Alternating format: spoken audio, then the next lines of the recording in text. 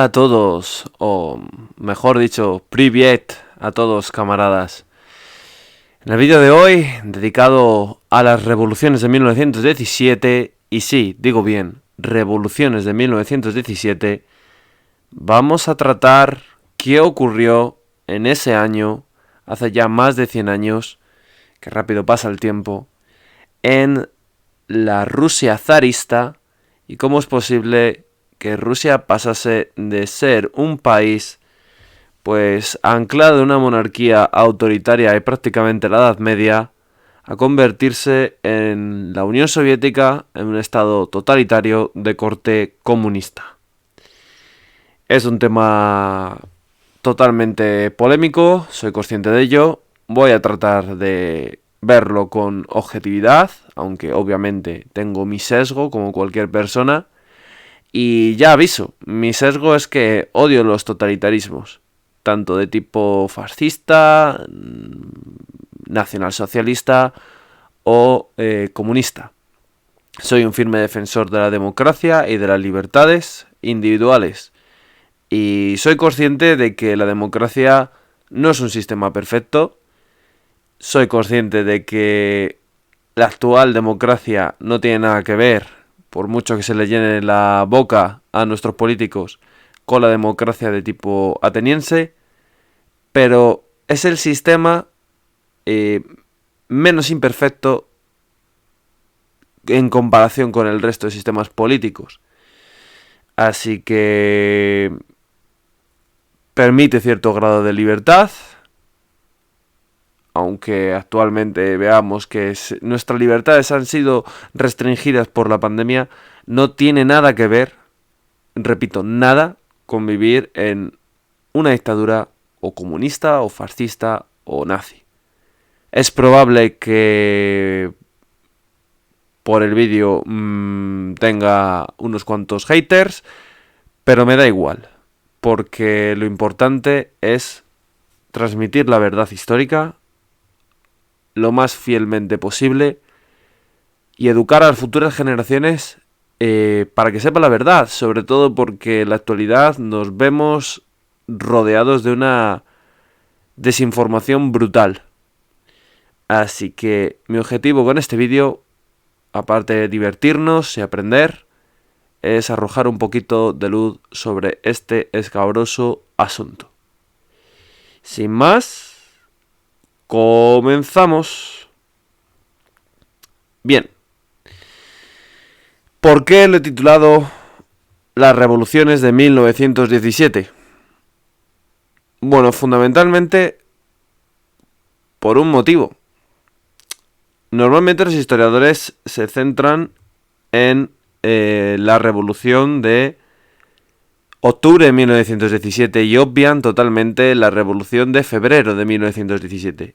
Y fue una revolución, en mi opinión, que muestra y da buena prueba de que otro camino para Rusia hubiese sido posible. Rusia podía haberse convertido en una república de corte liberal capitalista, con libertad para sus ciudadanos, y haberse convertido en un país de la noche a la mañana en un país libre, con sus problemáticas sociales, por supuesto.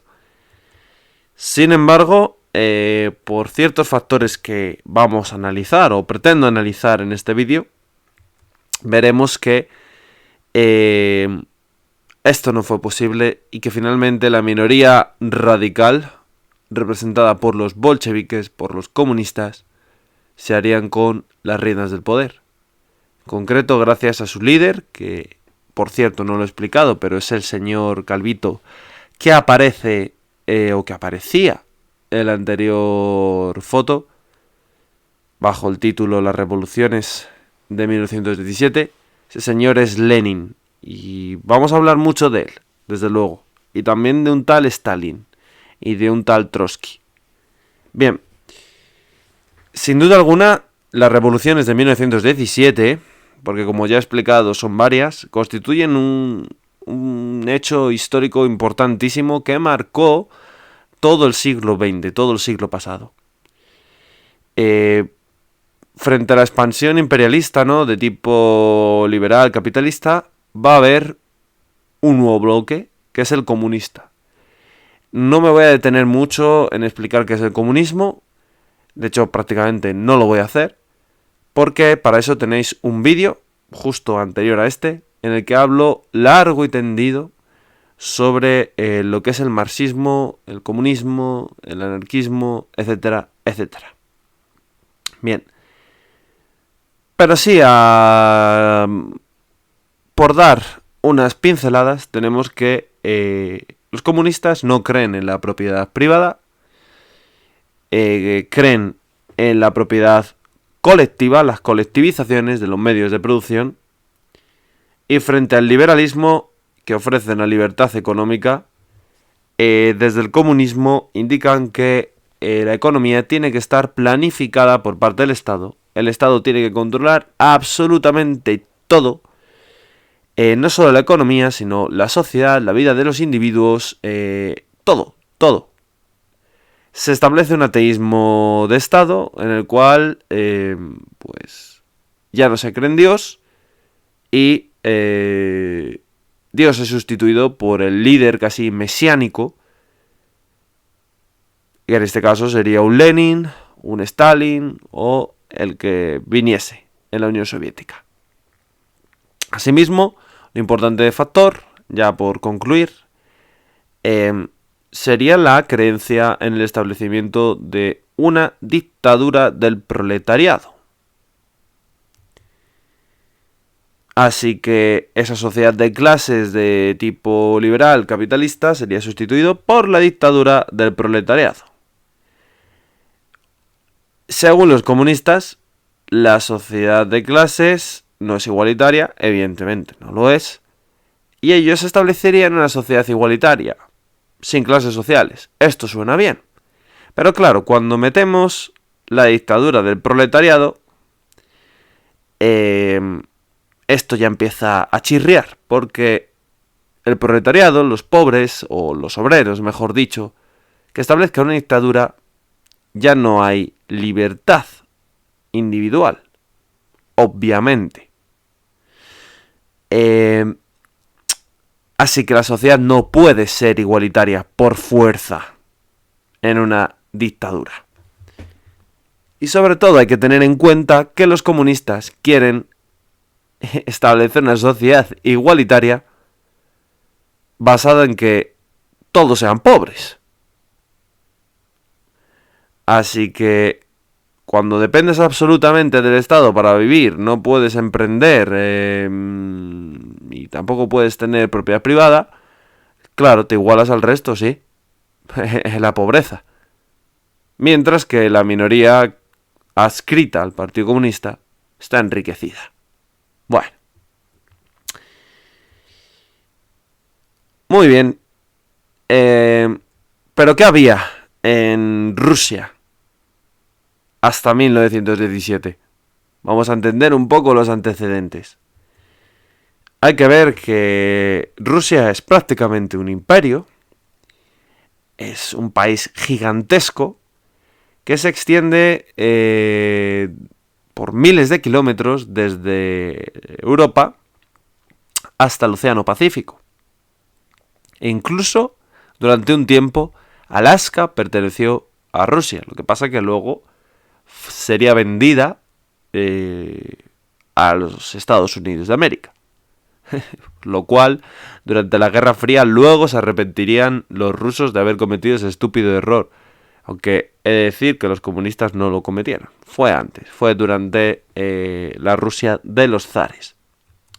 Sin embargo, este gigante, que cuenta con unos 22 millones de kilómetros cuadrados y 174 millones de habitantes, tiene una serie de problemas muy grandes. Es un gigante de pies de barro. Vamos a ir viéndolo. Fijaos. Primero, el problema de la diferencia de nacionalidades. Destaca más la rusa, obviamente, pero hay un problema claro de diferentes etnias. tenemos los polacos, tenemos los finlandeses, armenios, rumanos, por ejemplo, moldavos, alemanes incluso, y ahí podemos ir viendo bielorrusos, ucranianos, bla, bla, bla, bla, bla. ¿Qué va a ocurrir? Pues que cuando se produzca la revolución de 1917, muchos de estos territorios se van a independizar, sobre todo porque Lenin proclamará la libre autodeterminación de los pueblos, pensando que estos pueblos van a querer estar en un gobierno comunista. Pero claro, lo que no se imaginaba es que Finlandia, Polonia y demás, pues luchasen por su libertad y saliesen por patas ante la sola muestra de o el solo ofrecimiento de vivir bajo un régimen de tipo comunista. Bien, así que una debilidad es esa enorme diversidad étnica. Casi Rusia sería unos grandes Balcanes, ¿no? Una olla a presión. Para complicar más las cosas, Rusia cuenta, antes de la Primera Guerra Mundial, con un enorme atraso a nivel económico y a nivel social, fundamentalmente. Es un estado que, a pesar de encontrarse en el siglo XX, vive en unas condiciones puramente del antiguo régimen. Para empezar, su sector económico más desarrollado es el sector agrícola, el sector primario. En concreto, un 75% de la población se dedica al campesinado, los cuales, prácticamente la mayoría de ellos, no tienen tierras. Así que se ven obligados a trabajar para la corona, es decir, los zares, que eran grandes terratenientes también, la iglesia y la nobleza. Por cierto, la palabra zar viene del ruso zar y significa César. Ellos se creían un poco los herederos de los césares romanos. Bien, atención. Hacia 1861 el zar Alejandro II acaba con la servidumbre y permite que algunos, una minoría eso sí, algunos campesinos tengan tierras. Son los famosos kulaks. Quédalos con este nombre, que más adelante volverá a aparecer. De momento simplemente recordarlos, kulaks. Sin embargo, la mayoría de campesinos no tenían tanta suerte como los kulaks y vivían en condiciones míseras de vida. Estos eran denominados por los rusos como los mujiks. Obviamente, estamos diciendo que el sector principal es la agricultura, pues esto quiere decir, y es obvio, este cajón, que la industria y otros sectores estaban muy poco desarrollados en la Rusia zarista. Las únicas ciudades industriales donde el sector secundario comenzaba a crecer eran Petrogrado, actualmente conocida como San Petersburgo, y Moscú. Y de hecho, en esas zonas es donde van a empezar a surgir una nueva clase social, que sería la proletaria, la obrera, que nada tenía que ver con la campesina, y de hecho, como veremos, las revueltas iniciales a la revolución como tal, o revoluciones de 1917, mejor dicho, se van a producir en estos núcleos industriales. En conclusión, la sociedad es una sociedad atrasada, dividida en estamentos sociales, en unos estamentos muy cerrados, donde gobierna una minoría aristocrática, la nobleza, cuyo frente se encontraría el zar y la familia del zar, los cuales controlan prácticamente toda la producción agraria, ya que son los terratenientes, y luego no habría prácticamente una clase media o una clase media alta como una burguesía. Y damos un salto y nos encontraríamos con una sociedad con una inmensa mayoría pobre, repartido entre una mayoría campesina y una incipiente clase proletaria, también pobre. Las condiciones de trabajo de obreros y campesinos eran lamentables,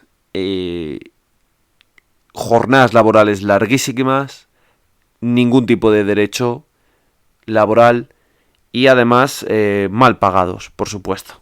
Todo esto es lo que va a provocar que la gente pues vaya acumulando cada vez más inquina hacia las clases altas dirigentes. Aquí lo podemos ver.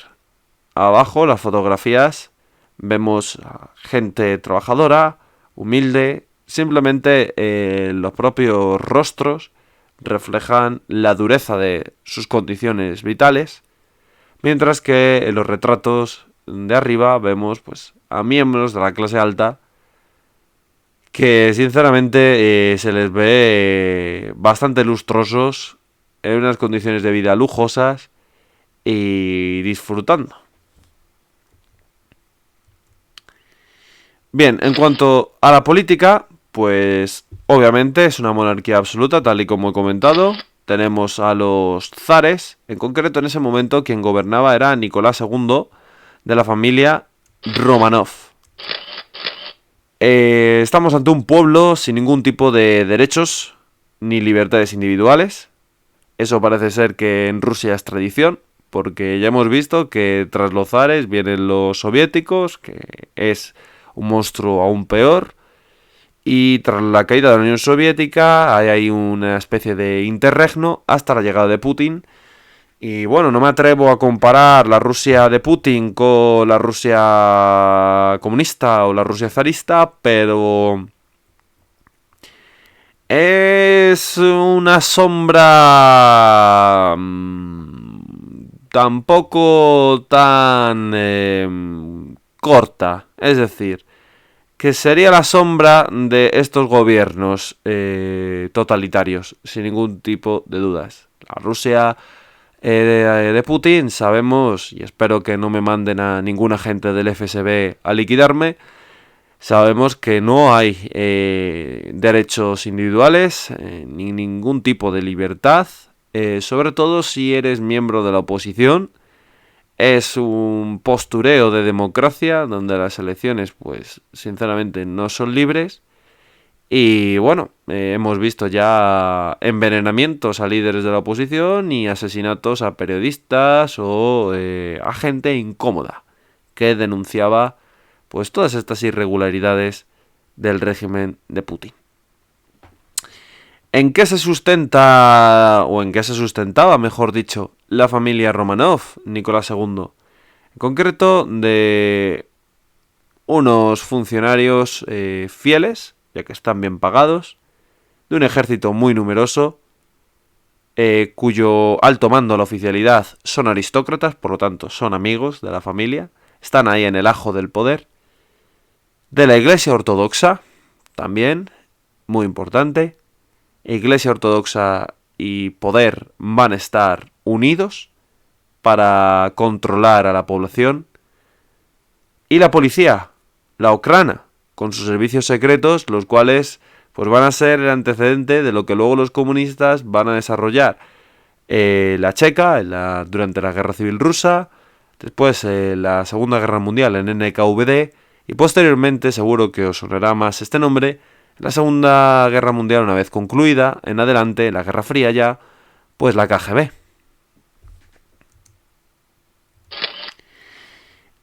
No hay cambios en la dirección política de Rusia, no hay partidos políticos, no hay parlamento y el zar tiene el poder absoluto. Así que es una dictadura a todas. Vamos a ver la familia del zar, que también van a cobrar protagonismo. Ya le veremos cómo acaban. Tenemos a Nicolás II y a su esposa Alejandra, los cuales contraen matrimonio en 1894. Y vamos a ver sus vástagos. A Olga, la cual nace en 1895, Tatiana en 1897, María en 1899, Anastasia, la famosa Anastasia, en 1901, y Alexis, el cual, pobrecito mío, nace en 1904, pero tiene un grave problema, y es que es hemofílico. Aparece aquí un señor muy siniestro en la parte superior derecha, Rasputín, formando un triángulo ahí con Alejandra, la zarina y Alexis. Rasputín es un personaje bastante peculiar y misterioso. Es una especie de chamán barra gurú o brujo, como queramos llamarle. Pertenecía a una sociedad secreta espiritista y supuestamente tenía el don de la clarividencia. Así que va a conseguir llegar a tener acceso hasta la zarina Alejandra, y como él podía un poco adivinar, prever lo que le podía pasar a Alexis, el cual iba a ser, pues con tanta hija, era el único que podía en aquella época suceder a su padre Nicolás II, pues Alejandra, digamos que va a tener la necesidad de tener cerca a Rasputín para que proteja a su hijo, ¿no? y advierta de cualquier tipo de peligro. Alexis va a ser un niño muy, muy protegido. Iba acompañado siempre de guardaespaldas que le impedían, pues, hacer las travesuras y los juegos que hacían los niños de su edad. Y va a estar muy marcado por su enfermedad, por la hemofilia. Rasputín finalmente pues va a querer morder más de lo que podía tragar, y parece ser que había rumores de que, aparte de estar acumulando mucho poder, que eso era evidente, no eran rumores, pues el señor, pues, por así decirlo, se beneficiaba a la zarina, a Alejandra, e incluso pretendía algunas de sus hijas. Claro, el zar Nicolás II no le gustaba mucho Rasputín, pues cuando llega a sus oídos esta situación, pues digamos que va a consentir que haya una conjura por parte de la aristocracia rusa, la cual se veía amenazada por este señor. Y tras varios intentos de asesinato, algunos fallidos, muy, muy curioso, que parecía que Rasputín era inmortal, al final consiguen acabar con su vida. Como curiosidad, si metéis en internet miembro viril Rasputín, pues veréis el tamaño de esa cosa, que no se le puede denominar con otra expresión. Claro, no pensáis que los rusos pues estaban tan pichis, ellos aceptando su sino estoicamente. No, la verdad es que no. Había una fuerte oposición al régimen zarista, muy perseguida obviamente, y muchos de los líderes pues se hallaban en el exilio, como el propio Lenin. Tenemos que, según las ideologías, así se divide la oposición al zar. De una ideología liberal tendríamos al Partido Constitucional Democrático, conocido como los Cadetes. El líder era Miliukov y estaría respaldado socialmente por la burguesía intelectual.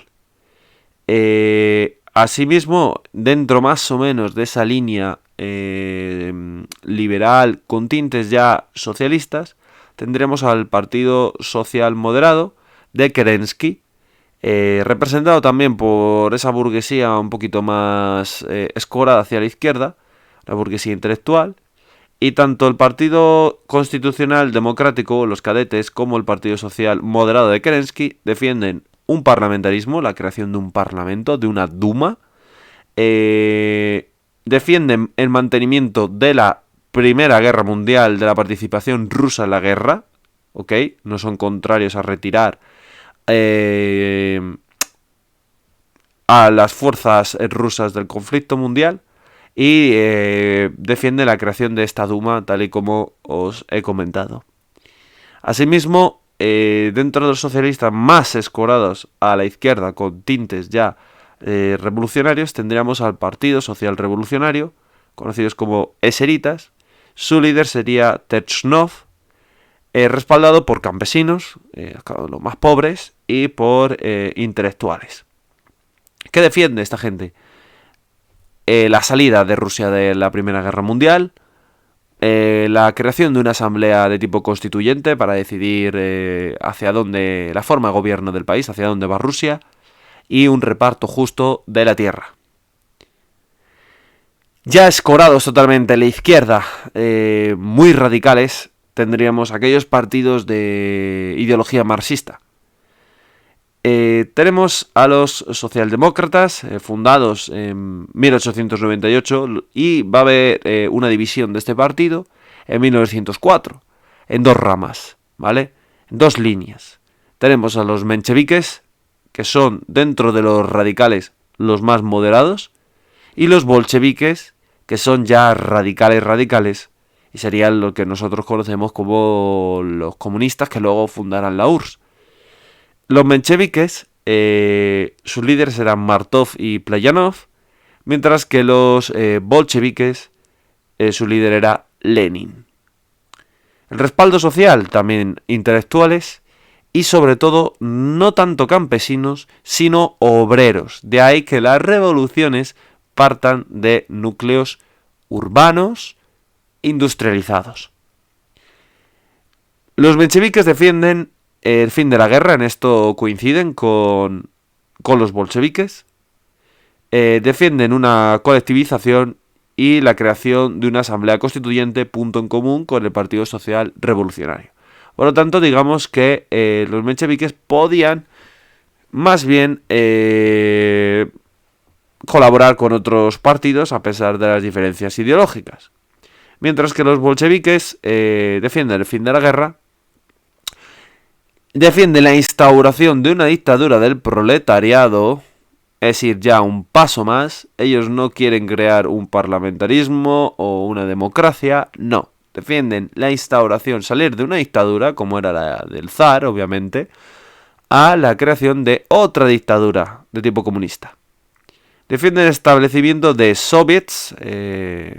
Aquí veremos a Trotsky, que va a ser el principal líder del ejército rojo en la guerra civil que se avecinará. Porque claro, los rusos no van a aceptar, todos los rusos, estas demandas comunistas.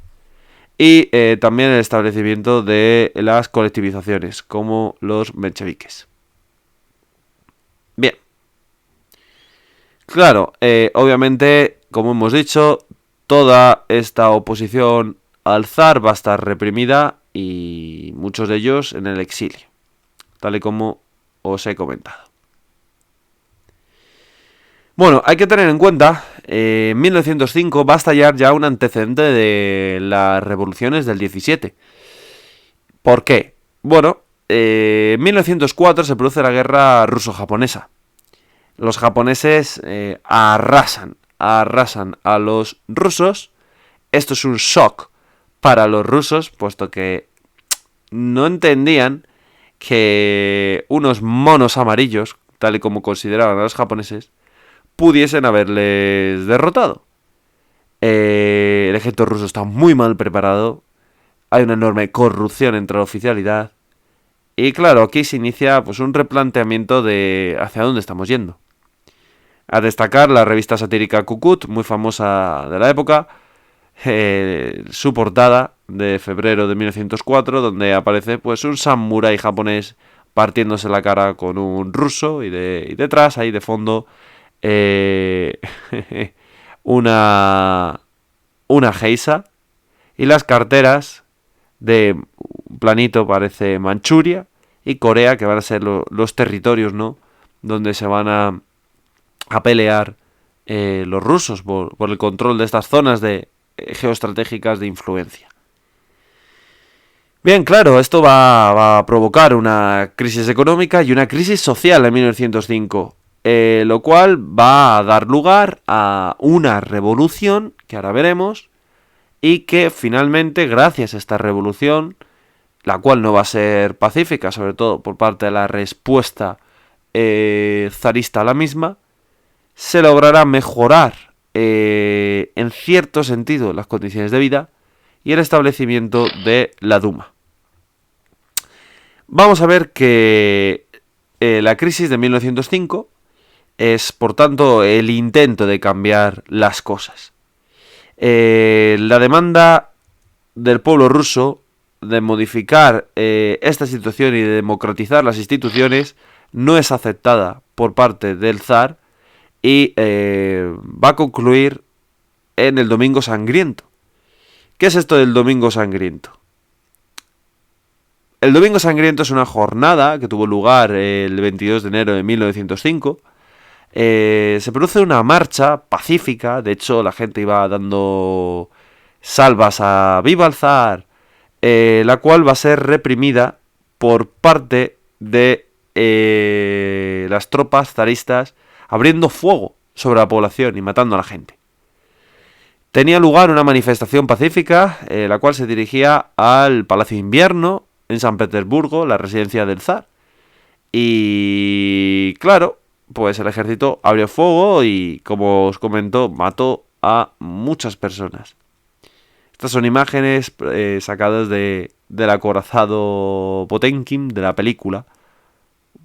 Un film muy famoso que narra precisamente pues la sublevación de los marinos del acorazado Potemkin justo dentro de este contexto de la revolución de 1905. Es una película que merece mucho la pena, considerada una de las mejores películas de la historia. Fue rodada en 1925. El director era Sergei Eisenstein. Y bueno, la verdad es que merece mucho la pena verla. Es uno de los mejores ejemplos de cine mudo soviético. Y el dominio es libre, así que creo que fácilmente lo podréis encontrar por internet. El desastre del Domingo Sangriento se va a saldar con la muerte de al menos, como mínimo, 300 muertos y más de 1000 heridos. Aunque los historiadores no se ponen de acuerdo y las cifras, pues como siempre, bailan hacia arriba. La respuesta de la población no va a ser coger y callarse, sino que se provoca como consecuencia de estos asesinatos, porque no se puede definir de otra manera, disparar sobre la población civil, tu propia población, los cuales van desarmados, y acabar con su vida, pues es un asesinato. Pues se va a producir una revuelta total. De hecho, muchos de los soldados que habían abierto fuego en las calles de Petrogrado a la población civil, pues se dan cuenta que han hecho mal, se sienten mal, de hecho, porque muchos de estos soldados procedían del campesinado, de las clases pobres y proletarias, así que muchos de ellos van a coger, a armar a la población y unirse a las protestas contra el zar. Además, una parte del clero ortodoxo va a colaborar con los revoltosos. Como he dicho, partes del ejército.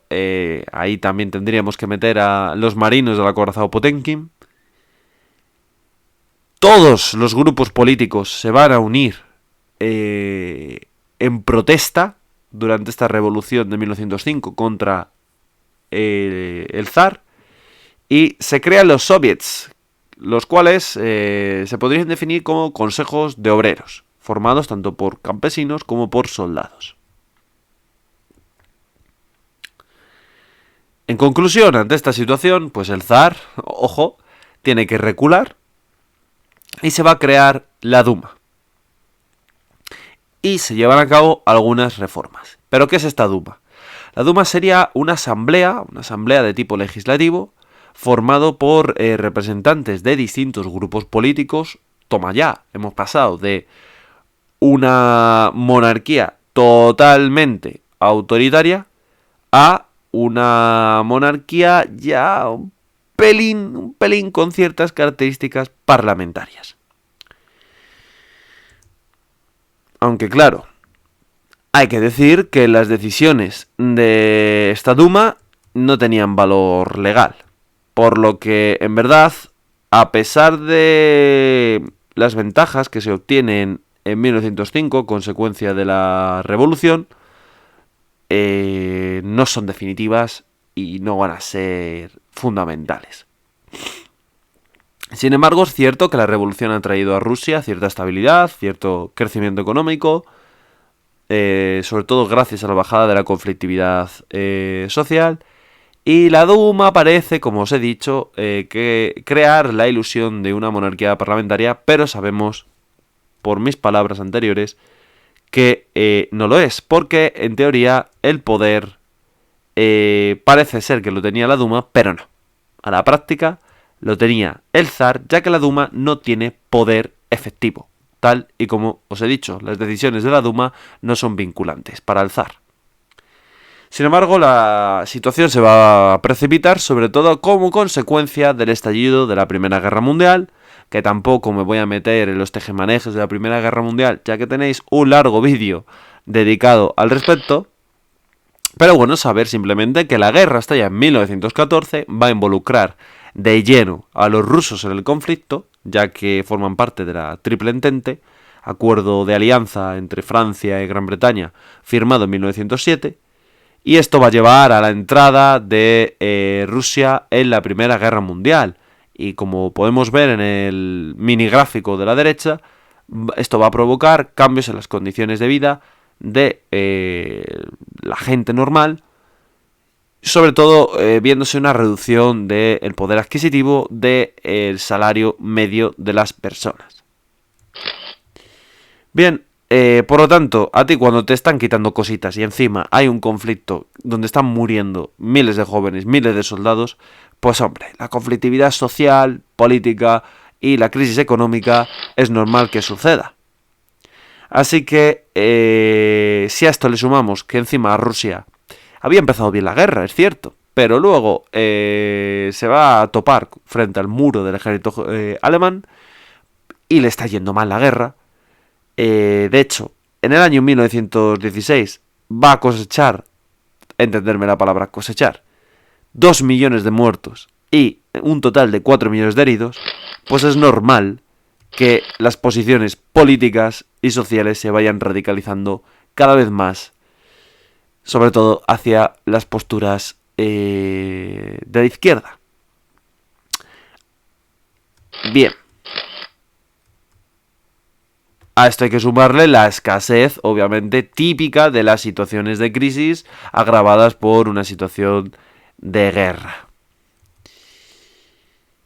Claro, fijaos, si hemos visto que tras el desastre de la guerra ruso-japonesa en 1905 estalla una revolución, pues claro, un desastre militar aún mayor que el de aquella guerra va a dar lugar a la revolución, y aquí el motivo de que este vídeo lo haya titulado Las revoluciones de 1917, pues va a dar lugar a la primera revolución que tiene, o que se produce, mejor dicho, durante ese año, durante 1917. Y esta tiene lugar en febrero de 1917. Van a estallar manifestaciones y huelgas y revueltas militares por todos los motivos que he expuesto anteriormente.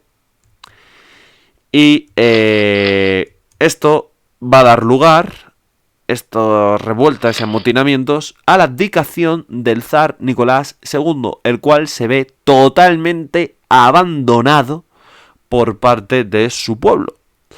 Así que el poder va a pasar a esa asamblea legislativa que hasta entonces sus decisiones no eran vinculantes para el zar. Pasa el poder a la Duma y se crea un gobierno de tipo provisional. ¿Vale? Una república, por primera vez en Rusia, la cual va a estar presidida por el príncipe Lubov. Aquí tenemos una foto de este señor. Así que Rusia se transforma, por tanto, en una república de tipo burguesa. Vamos a leer a continuación el primer discurso del gobierno provisional, controlado por la Duma y que ha instaurado, como acabamos de ver, una república burguesa.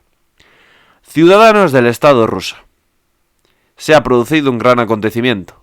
El antiguo régimen ha sido derrocado gracias al impulso del pueblo ruso. Ha nacido una Rusia libre y nueva. El gobierno provisional considera como sagradas las alianzas que nos ligan a las demás potencias. Por ello, el gobierno hará todo lo que pueda para suministrar al ejército todo lo necesario para conducir la guerra a un final victorioso. Ojito, los primeros pasos de la Duma son precisamente no salir de la guerra. Veremos que esto va a traer cola.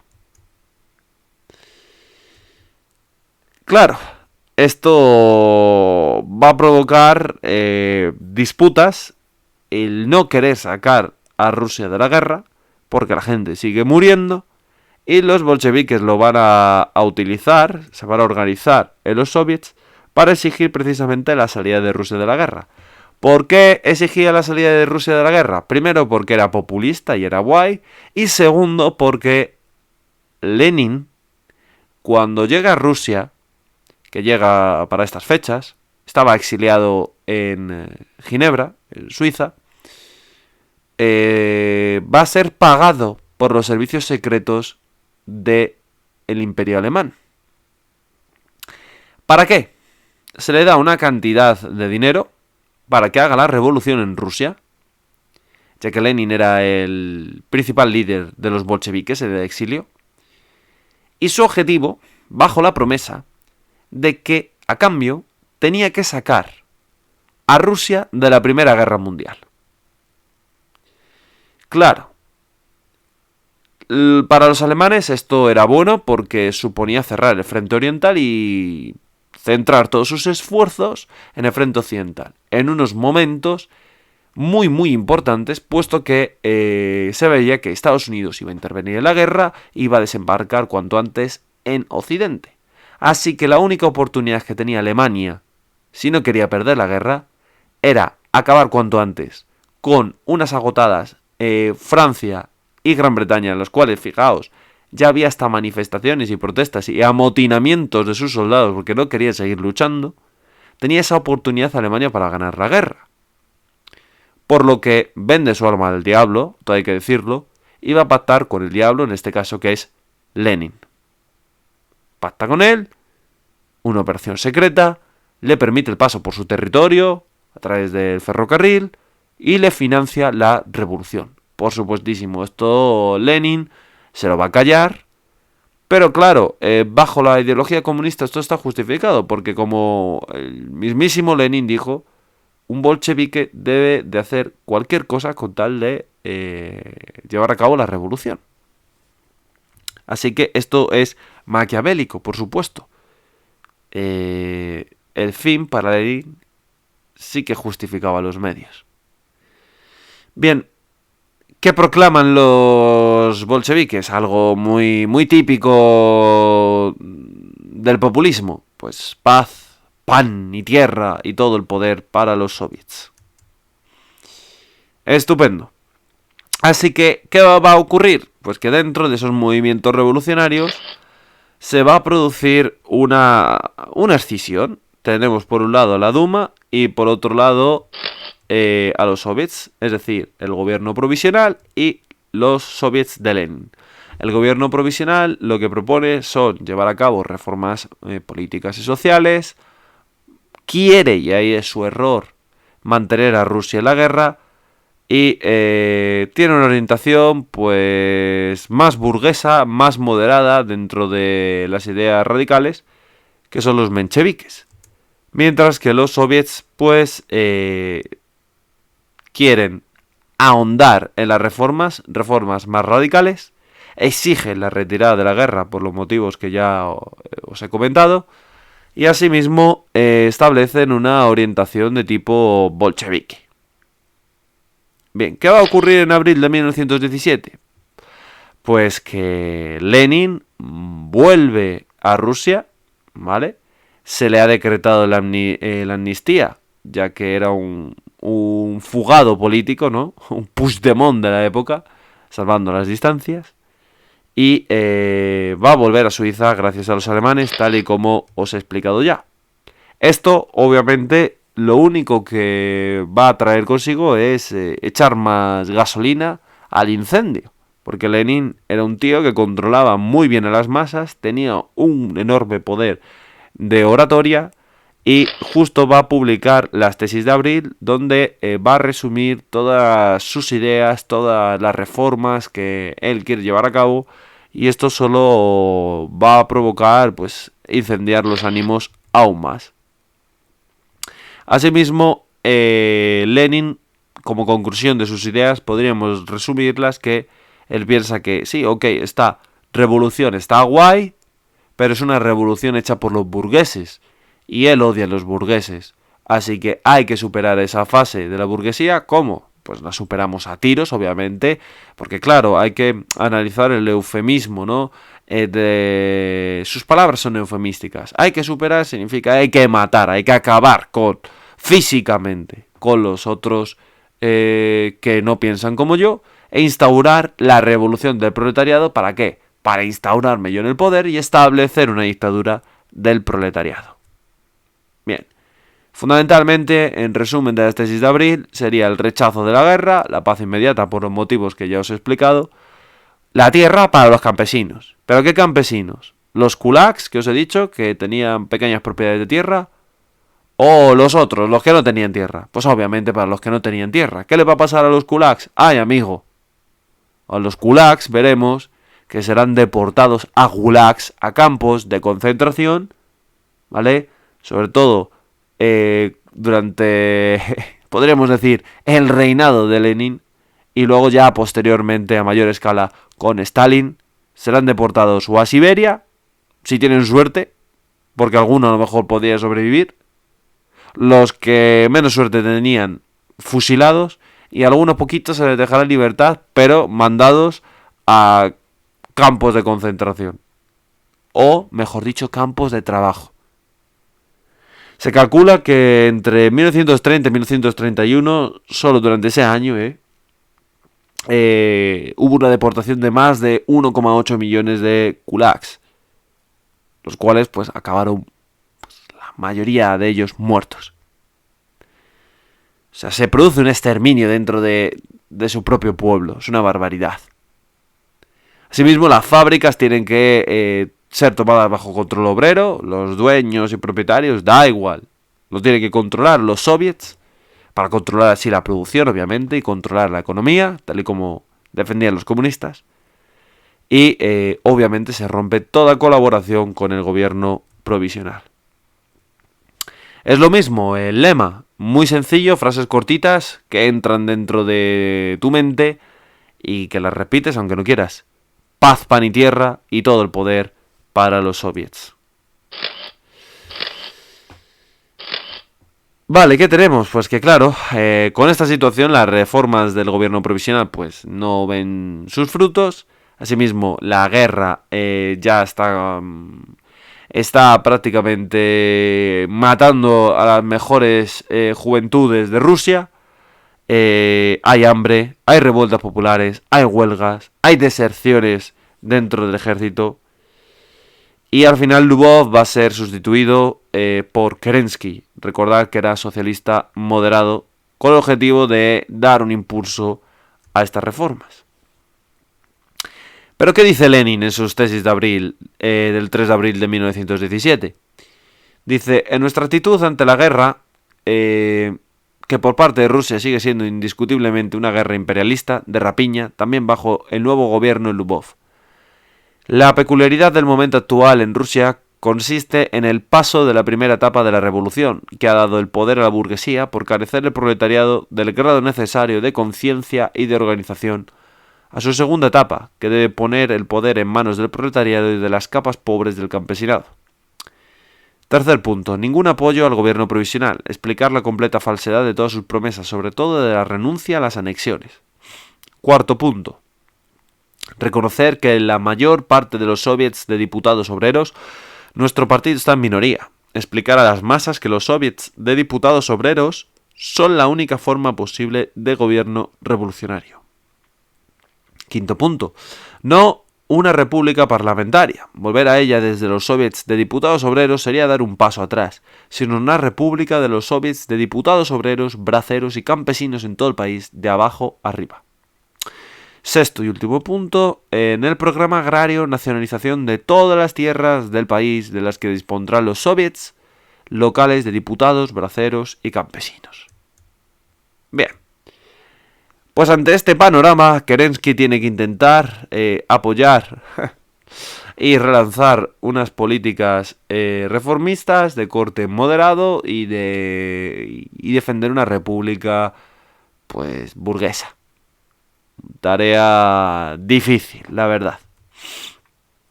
Va a convocar elecciones Kerensky para formar una asamblea constituyente y sigue errando manteniendo a Rusia en la guerra mundial. Esto es un error. De hecho, sorprende que no lo supiesen ver. Así que los bolcheviques y el soviet de Petrogrado, se van a oponer a estos planes de Kerensky y van a manifestarse con el objetivo de crear una nueva república de los soviets. Respuesta de Kerensky, pues obviamente perseguir a los soviets de Petrogrado y acabar con los bolcheviques. Así que ya estamos en un contexto plenamente de prácticamente guerra civilista. Los partidarios incluso de Kerensky disparan contra los bolcheviques disparan contra los de Kerensky, en fin. Tenemos que Kerensky intenta evitar hacer frente ante todo esto a un golpe de estado de aquellos militares zaristas que quieren recuperar el poder, en concreto el general Kornilov. Así que fijaos qué berenjenal. Tenemos a los revolucionarios que entre ellos se están matando, como una especie de girondinos y jacobitas. Y asimismo, el poder que ha sido anteriormente derrocado, el antiguo régimen, los zaristas quieren volver de nuevo. ¿Cómo Kerensky puede frenar el golpe de estado? Pues gracias a los soviets y a los bolcheviques. O sea que finalmente parece que las líneas no están muy claras. Claro, los bolcheviques han ayudado a parar el golpe de estado. Los bolcheviques siempre han sabido jugar con la propaganda. Y esta popularidad lo que les va a dar fundamentalmente es un protagonismo entre las masas. Y esto va a hacer que aumente su influencia. A partir de aquí, los bolcheviques van a crear la Guardia Roja, que son pues todos los partidarios armados, una especie de ejército bolchevique, y van a llevar a cabo la insurrección de tipo armada. Así que, en este contexto, estalla la Revolución de Octubre de 1917. Los comunistas ahora son ellos los que van a dar un golpe de estado, ya no los zaristas, sino ellos, contra el gobierno provisional. El que va a dirigir todas las operaciones militares es Trotsky. Y van a asaltar el Palacio de Invierno, en la cual era la sede del gobierno provisional. Lo asaltan el 25 de octubre de 1917. Para posibilitar así el golpe de estado. Así que este asalto va a ser un triunfo y Lenin va a pasar pues a ser el principal dirigente de Rusia. Va a establecer un gobierno comunista y se va a instaurar la tan temida dictadura del proletariado. Así que estas son las palabras del Soviet de Petrogrado, proclamado en octubre de 1917. Tenemos ciudadanos de Rusia. El gobierno provisional ha sido derrocado. El poder ha pasado a las manos del Comité Militar Revolucionario, órgano del Soviet de Diputados Obreros y Soldados de Petrogrado. Las causas por las cuales el pueblo se ha lanzado a la lucha son la paz inmediata. Curioso, luchar por la paz. la abolición de la gran propiedad de la tierra y el control de la producción por los trabajadores. Todo esto se ha conseguido y por tanto el pueblo ha triunfado definitivamente. ¡Viva la revolución de los obreros, los soldados y los campesinos! Una vez destituido el gobierno provisional, pues se va a formar un consejo de comisarios del pueblo. ¡Qué bien suena! Dirigido fundamentalmente por Lenin y cuyo objetivo es implantar la ideología socialista comunista. Lenin es el presi, Trotsky se va a encargar de los asuntos exteriores. Stalin, Stalin, aparece por aquí. Joseph Stalin se encarga de las nacionalidades y Rykov del interior. Vale. Se van a empezar a tomar las primeras medidas revolucionarias. Vamos a ver a continuación cuáles son. En primer lugar, la tierra tiene que pasar a los campesinos. Los trabajadores controlan las fábricas. Se tiene que nacionalizar la banca. Que yo recuerde, esto me suena. Me suena que un tal Pablo Iglesias de Podemos lo dijo en España hace no mucho tiempo. Se tiene que suprimir el gobierno zarista. Asimismo, se tiene que abolir la Duma en enero de 1918. Y curioso, ¿no? Se tiene que firmar la paz con Alemania, el Tratado de Brest-Litovsk, el cual pues no va a ser muy beneficioso precisamente para Rusia. Bien. ¿Qué va a ocurrir? Pues que no todos los rusos están de acuerdo con los bolcheviques, por mucho que luego la propaganda nos lo haya querido vender así. Así que va a haber una respuesta armada para impedir la consolidación de este Estado soviético. Y va a estallar una guerra. La guerra civil brutal en Rusia, que va a durar de 1918 a 1921. Y va a enfrentar a dos bandos, el bando de los blancos o zaristas, aunque dentro de ese bando era como un cajón desastre, había muchas ideologías por allí y no un mando muy unificado. Por eso perderán la guerra, a pesar de la ayuda que le van a ofrecer potencias extranjeras. Y los rojos, el ejército rojo, muy motivados y dirigidos por Trotsky, el cual va a demostrar que es un gran estratega. Bien. Tenemos que dentro de los blancos están los burgueses, zaristas, liberales y comunistas, como os he dicho, un cajón desastre. Y el ejército rojo, directamente solo comunistas y dirigidos por Trotsky. Bien, la guerra civil va a ser brutal, totalmente. Van a morir muchos soldados. Y finalmente, pues, va a conseguir el triunfo. Trotsky va a llevar al triunfo de los comunistas en este conflicto. Asimismo, en este periodo se va a producir la muerte del zar y su familia, los cuales residían en Ekaterimburgo, se habían marchado allí.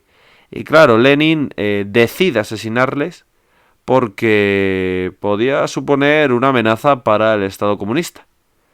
Así que los pobrecitos míos van a ser fusilados. Bien, ¿cuál es la respuesta de los comunistas durante esta guerra civil? Pues el control total de la economía por parte del Estado. La economía tiene que ser planificada y se tiene que planificar la producción. Así que se nacionaliza la industria, se socializa la agricultura, las cosechas de hecho se van a vender al Estado, todo el control al Estado, y se van a fijar los precios máximos. No hay ley de la oferta y la demanda. Asimismo, se van a limitar los derechos laborales. Anda, qué curioso. ¿Para qué? Para que los obreros trabajen al máximo de cara a la supervivencia de ese Estado comunista. Finalmente, como he dicho, el Ejército Rojo ganará esta guerra civil. Pero, ¿qué va a pasar? Pues que obviamente las medidas comunistas no funcionan. Por mucho que en la actualidad destacados políticos, destacados entre comillas, insistan. Va a provocar un caos económico, una inflación, hambre, pobreza, una caída de la producción. Así que esto va a dar lugar de nuevo, obviamente, descontento de la población, malestar social, huelgas, insurrecciones armadas. Anda, pero si los comunistas traían la libertad, ¿cómo es posible? Y insurrecciones armadas como la de los marinos de Kronstadt. Y fijaos, ¿qué es lo que dicen los marinos sublevados de Kronstadt del 8 de marzo de 1921? Mediante la Revolución de Octubre, la clase trabajadora había esperado lograr su emancipación, pero el resultado ha sido una mayor esclavización de los seres humanos. El poder de la monarquía, con su policía y su gendarmería, ha pasado a manos de los usurpadores comunistas, que han dado al pueblo no la libertad, sino el constante temor de ser torturados en la Checa. A través del control estatal de los sindicatos, han encadenado a los trabajadores a sus máquinas, a las protestas de los campesinos expresadas en alzamientos espontáneos y a las de los obreros, cuyas condiciones de vida les han empujado a la huelga. Han respondido con ejecuciones en masa y un derramamiento de sangre que excede incluso al de los generales zaristas. La Rusia de los trabajadores, la primera que levantó la roja bandera de la liberación, está empapada en sangre. Para que veáis que esto no lo digo yo, sino que lo decían en aquella época. Bueno, a pesar de la intervención de las potencias extranjeras, tal y como he dicho, la contienda se va a decantar por parte del bando comunista. Y se crea finalmente en 1922, poniendo fin a la guerra civil, la Unión de Repúblicas Socialistas Soviéticas, más conocida como la URSS. Bien, por cierto, que su símbolo, el de la hoz y el martillo, fue creado por un cristiano ortodoxo, por supuesto, el cual, bueno, era cristiano y lo guardaba en secreto. Tenía que comulgar obligatoriamente con las ideas comunistas si no quería que acabar en Siberia, deportado. Y claro, utiliza la hoz y el martillo porque son los símbolos de la hoz el campesinado, ¿no? Y el martillo, pues los obreros industriales. Sin embargo, bueno, pues podría tener una interpretación cristiana este símbolo. La hoz simbolizaría la muerte y el martillo la creación, por lo tanto, la resurrección. Es un mensaje de esperanza. Si esto Lenin lo supiese, vamos, jamás lo hubiese permitido. Entonces aquí tenemos la Unión Soviética, cómo va a quedar tras 1922. Este nuevo estado pues está conformado por una serie de repúblicas federales basadas en los soviets como organización piramidal. Es decir, irían desde una organización local, regional, república y ya a nivel supremo, superior. De hecho, ese órgano supremo de ese estado sería el Congreso de los Soviets, conocido como el Soviet Supremo, que aquí lo tenemos en la imagen. Me parece sacado de una película o de un libro de George Orwell de 1984. Y en ese Soviet Supremo pues está integrado todos los delegados de los soviets que conforman las distintas repúblicas de la Unión Soviética. Bien, una vez los últimos estertores de la guerra ya acabada, tenemos que se va a potenciar la nueva política económica más bien conocida como la NEP. ¿Por qué? Porque el país, como hemos dicho, estaba arruinado, había conflictividad social, había que estimular la producción y construir una sociedad de tipo socialista. Por lo que ese comunismo de guerra que Lenin había impuesto a la sociedad, pues claro, había traído como consecuencia la falta de comida y la imposición de medidas que estaban alejadas de la revolución. Así que el objetivo de Lenin es mejorar la situación económica y va a instaurar esta NEP. Pero vamos a ver en qué consiste o qué objetivos tiene la NEP. Bueno, la NEP, primero, su objetivo es aumentar rápidamente la producción, mejorar con este objetivo, como consecuencia, las condiciones de vida de la población. Fijaos el culto al líder, como sale Lenin, tal, en todas las imágenes propagandísticas, siempre el culto, casi como si fuese un mesías. Pasa lo mismo con el fascismo, con el nazismo, exactamente igual. Incluso con el franquismo también. Vale, ¿qué tipo de economía es la NEP? ¿Estatal, privada o mixta? Bueno, comunismo de guerra. En el comunismo de guerra el Estado va a absorber todas las fábricas, ¿no? Como hemos visto, controla toda la producción, prohíbe los negocios privados, se racionan los alimentos y se requisa la producción agraria. Como Lenin se da cuenta de que esto arruina al país, pues tiene que moderar un poquito el comunismo y va a meter un sistema pues que es un poco extraño. Vamos a verlo.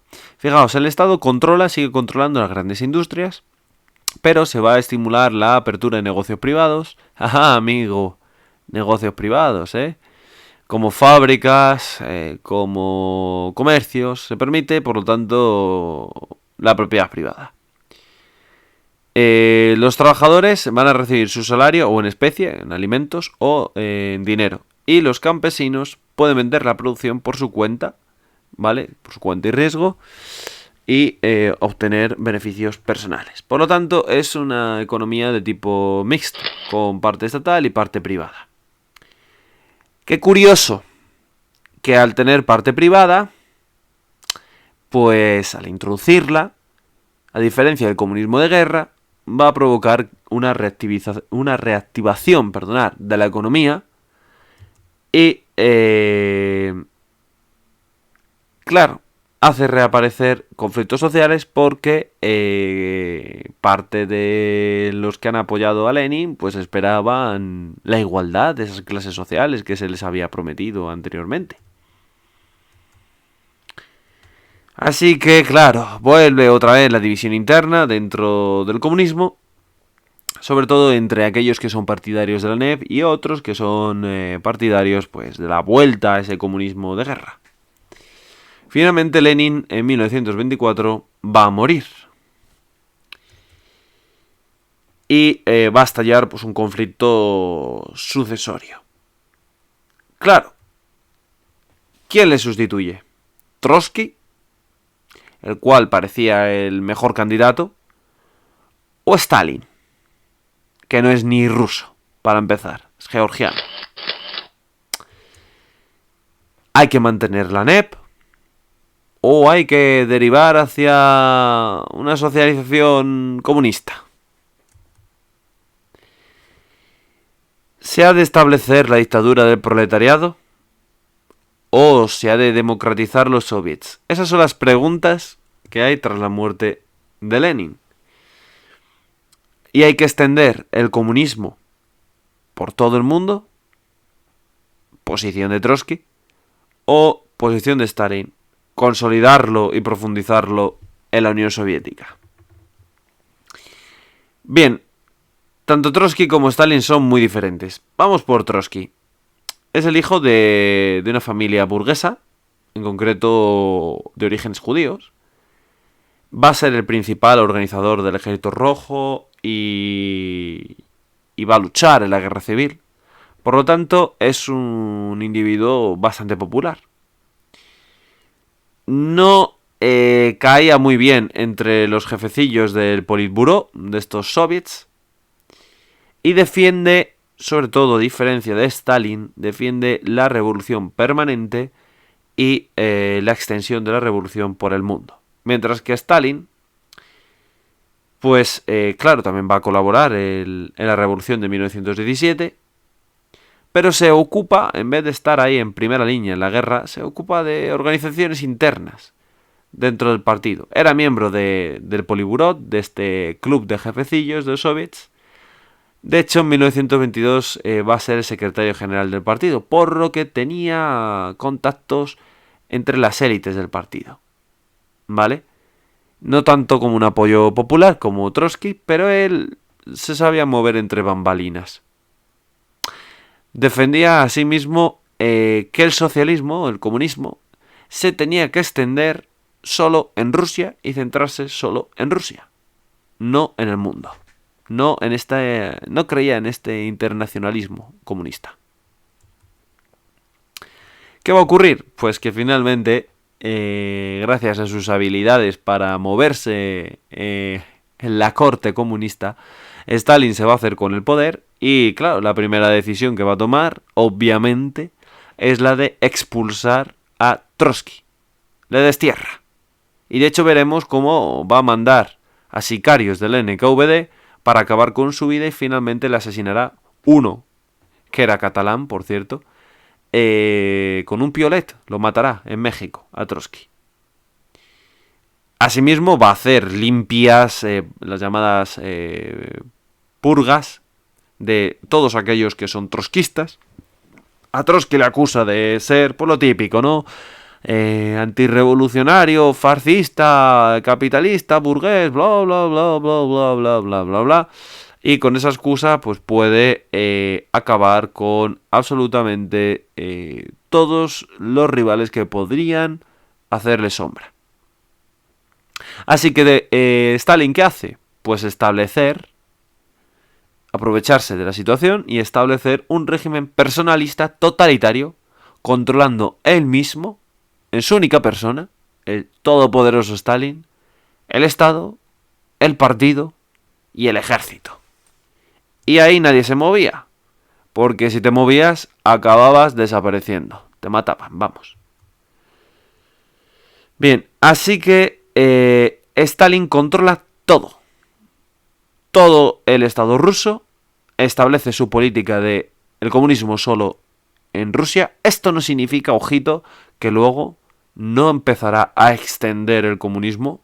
Por supuesto que lo va a hacer, ¿vale? Si no el caso de la guerra civil en España, la participación soviética, pero que en un momento se va a centrar en primer momento en Rusia para consolidar su poder personal y va a llevar a cabo un culto personalista, como estamos diciendo, y acabará con cualquier represión, sobre todo de sus supuestos camaradas de armas y de sus compatriotas. Vamos a ver qué cambios hace en la economía el señor Stalin. La va a centralizar y de hecho elimina la NEP y establece la planificación, la colectivización y veremos los planes quinquenales. En política establece un totalitarismo, una dictadura personalista, tal y como hemos visto, y en la sociedad, pues, un terror estalinista. El miedo más absoluto, gracias a los agentes y a la colaboración del NKVD, de que si tienes una queja o hablas con tu vecino o lo que sea, puede ser denunciado y eliminado. Así que se va a perseguir y a purgar, a asesinar vilmente a las personas que no estaban de acuerdo con Stalin. Y se crea una clase social privilegiada, los amiguitos del stalinismo, que es la nomenclatura. En cuanto a la economía, vamos a ir viéndolo, ¿vale? Se establece la rígida planificación desde el Estado, en concreto, ¿vale? Los planes quinquenales. ¿Qué es esto de los planes quinquenales? Pues bueno, siguiendo la política de planificación de la economía, se planifica cada 5 años. En concreto, hasta ya después de la muerte de Stalin, a lo largo de la historia de la Unión Soviética, va a haber 13 planes quinquenales. Y el objetivo de Stalin es potenciar sobre todo la industria pesada, ya que Rusia, pues como hemos visto, era un país agrícola, pero no industrial. Y si quería ser una potencia a nivel del mundo y controlar prácticamente todo el mundo, pues y competir así con las potencias capitalistas, tenía que invertir en industria. ¿Vale? Los planes quinquenales. Así que se colectiviza la agricultura, se van a crear granjas estatales y cooperativas. ¿Ok? Dentro de esa abolición de la propiedad privada, tal y como hemos comentado. ¿Qué va a suponer? Pues bueno, por un lado, algo positivo para la Unión Soviética, que es una industrialización muy rápida, y a final de los años 30 tenemos que la Unión Soviética ya es un gigante industrial y puede competir de tú a tú con las principales potencias del mundo. Pero claro, va a tener el pero. El pero es que mueren millones de campesinos, sobre todo en Ucrania. En Ucrania se produce el Holodomor, que es conocido como el Holocausto ucraniano, donde solo en Ucrania van a morir entre 1932 y 1933 1,5 millones de personas. Y en el resto de Rusia, pues tenemos que morirán más de 3 millones de campesinos. ¿Por qué? Por la hambruna causada como consecuencia de la colectivización de las tierras. No tienen alimentos, esta gente se ha evaporado su modo de vida y se mueren por las calles como perros. Todo gracias a las ideas comunistas. Bien, asimismo, la planificación estatal, pues a largo plazo, va a suponer un problema para la URSS. ¿Por qué? Porque es demasiado rígida, no puede competir con la capitalista, se centra demasiado en la industria pesada, en fin. Estos son una serie de motivos que sabemos que luego a la larga acabarán con la Unión Soviética en 1991. Os he hecho spoiler. Bien, esto ya lo hemos visto. Perfecto, seguimos. En política internacional, él va a establecer el socialismo en un solo país. Crean una situación, por lo tanto, autárquica.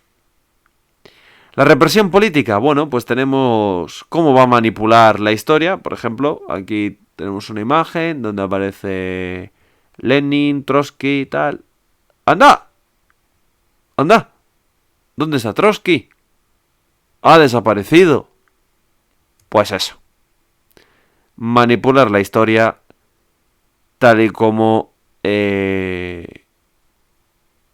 uno quiere.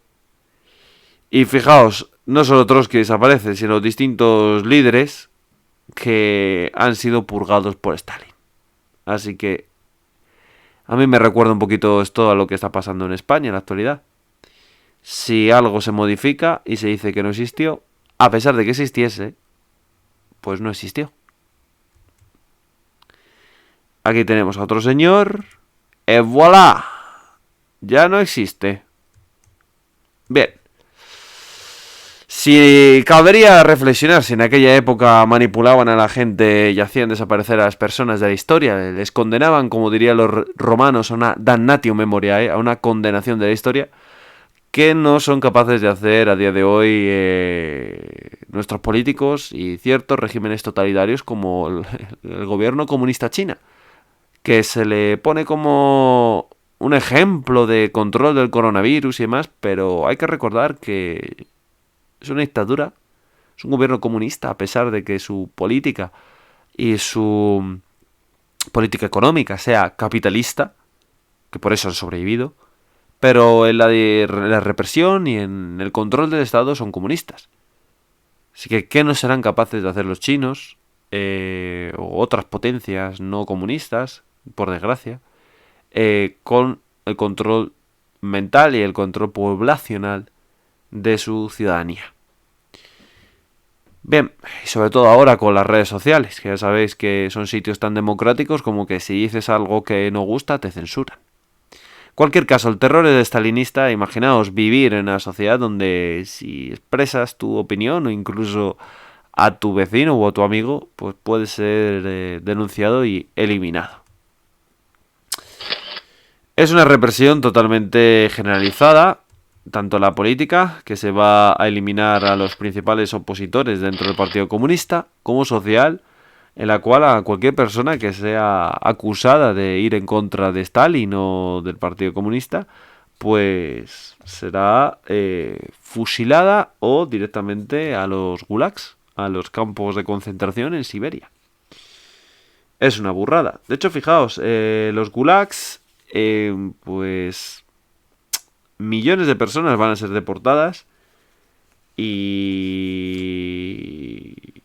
esto es lo que explica que el comunismo sea la ideología que más muerte ha traído al mundo, en concreto más de 100 millones. Mucho más que el nazismo y que las ideologías fascistas. Lo cual esto no significa que sean buenas, porque no lo son. Ya lo he dicho, nada más empezar.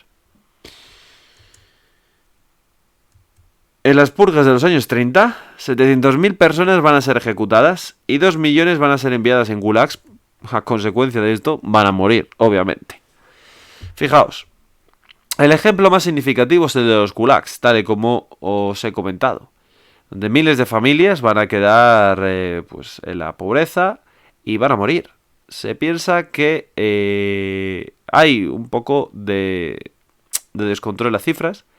Algunos dicen que mueren 11 millones de personas, otros unos 3 millones y medio, adicionales a esos 11 millones. En fin, en total, más o menos, se estima que como consecuencia de todas las políticas de industrialización de la Unión Soviética llevadas a cabo por Stalin, murieron 14 millones y medio de personas.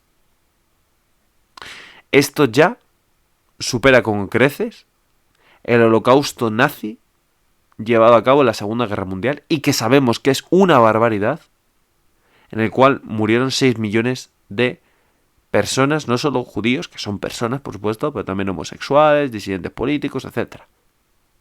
Pues aquí Stalin, en los 30, simplemente, para industrializar Rusia, se va a cargar a 14 millones y medio de personas. O sea, casi 15 millones de personas. Da para reflexionar sobre todo que a día de hoy esto sea muy poco conocido por el público en general y pongamos siempre nuestros focos en el holocausto nazi, lo cual es importante porque hay que denunciarlo, por supuesto, pero es que esto también hay que denunciarlo. Muchas veces se habla de la paz, de que no hay que repetir un holocausto. Por supuesto que no, el holocausto nazi, claro que no. Es deleznable lo que pasó. Pero, ojo, que la Unión Soviética no sirva esto para encubrir los crímenes de la Unión Soviética, que parece que ser comunista no pasa nada. Que murieron 14 millones y medio de personas solo por la desculaquización. Solo por la industrialización rusa. Aquí tenemos algunas de las imágenes de los pobrecitos muriéndose de hambre, prácticamente, en los huesos, que recuerdan pues las imágenes tristes del holocausto alemán. Bien, aquí tenemos a trabajadores en un sitio tan apacible como Siberia, fijaos. Pues claro, estas personas también estaban condenadas a la muerte, evidentemente. Aquí tenemos una imagen tomada en Ucrania durante estos años 30 de la gente muriéndose en la calle, pues directamente de hambre. Y menos mal que se suponía que los comunistas iban a traer la igualdad entre todas las clases sociales y la libertad de los campesinos, ¿eh? Menos mal. Aquí en un informe de Stalin sobre el plan quinquenal en 1933 vemos que dice lo siguiente. La tarea esencial del plan quinquenal consistía en transformar la Unión Soviética en un país industrial para eliminar hasta el final los elementos capitalistas, extender el frente de las formas socialistas de la economía y crear una base económica para la supresión de las clases en la URSS para la construcción de una sociedad socialista. La labor esencial del plan quinquenal consistía en crear en nuestro país una industria capaz de reequipar y reorganizar sobre la base del socialismo, no solamente la industria en su conjunto, sino también los transportes y la agricultura. La tarea esencial del plan quinquenal consistía en hacer pasar la pequeña economía rural parcelada a la vía de la gran economía colectivizada, asegurar de este modo también la base económica del socialismo en el campo y liquidar así la posibilidad de restauración del capitalismo de la Unión Soviética. Finalmente, la labor del plan quinquenal consistía en crear en el país todas las condiciones técnicas y económicas necesarias para aumentar al máximo la capacidad de defensa del país para permitirle organizar una respuesta vigorosa a todas las tentativas de intervención armada, a todos los intentos de agresión armada del exterior o de donde quiera que provengan. Conclusión. Palabras muy bonitas, pero os recuerdo, 15 millones de muertos. Bueno, tenemos que la Primera Guerra Mundial provocó enormes cambios en el mapa geopolítico de Europa y en la historia, obviamente, contemporánea. Destruyó enormes imperios como el alemán, el austríaco, el turco y el ruso como podemos ver. Asimismo también va a dar lugar a la Unión Soviética, el primer estado comunista del mundo, y a la creación a lo largo de Europa de repúblicas liberales democráticas, aunque veremos que van a durar más bien poco. Bien, de hecho, la Unión Soviética va a venderse bien y muchos de los obreros que vivían en Europa Occidental creen firmemente que el comunismo es libertad y van a pelear en sus países para extender esta idea. Y es normal que lo pensasen, porque la Unión Soviética, desde siempre, los comunistas han sido muy buenos con la propaganda. Muy, muy buenos. La manipulación, como hemos visto en esas imágenes, haciendo desaparecer personas. En la creación de una realidad tal y como a ellos les conviene. Entonces puedo entender que en aquella época un obrero francés o un obrero español o un obrero italiano se sintiese atraído por esas ideas. Sobre todo porque las sociedades de aquella época eran tremendamente desiguales. Había una miseria brutal y un analfabetismo brutal. Y esta gente era muy inteligente, muy buena manipulando y controlaba muy bien los discursos porque eran intelectuales. El problema es que esas ideas las aplicaron para hacer el mal, para no liberar a nadie. Y todas estas personas, como hoy sabemos, 100 años después, más de 100 años incluso, más de un siglo, sabemos que estaban manipuladas, estaban en el error. En el error. La pregunta que yo tengo ahora mismo es, ¿nosotros sabemos ver si estamos manipulados actualmente o no? ¿Seríamos capaces de descubrirlo o no? Ahí está la duda.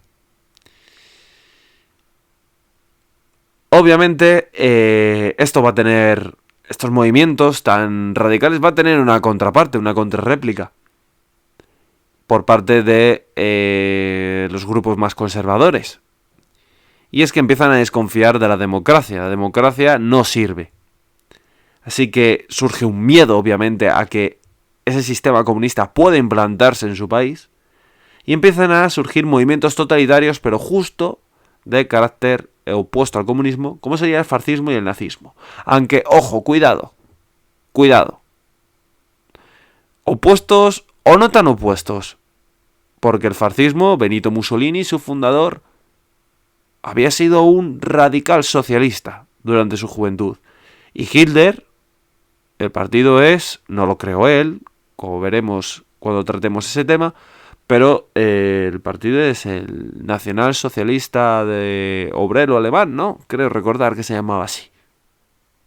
Es decir, que el socialismo también va a influenciar en estos movimientos totalitarios, que son la reacción, curiosamente, podríamos decir, movimientos contrarrevolucionarios a la revolución comunista.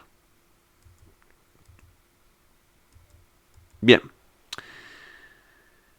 Así que empieza a recrudecerse esta batalla de las ideas, como podemos imaginar, y va a dar lugar, pues, a la contrarrevolución, a movimientos opuestos, pero con características muy similares, muy similares, como son el fascismo, curiosamente, fascismo e libertad. El fascismo es libertad en italiano. Y el nazismo. Pero eso es otra historia que veremos en su momento. Espero de corazón que os haya gustado este vídeo. Darle un like, suscribiros al canal, porque si no os suscribís, Julio César os va a perseguir en sueños y se va a enfadar. Así que darle al like, suscribiros y ser buenos y felices. Chao.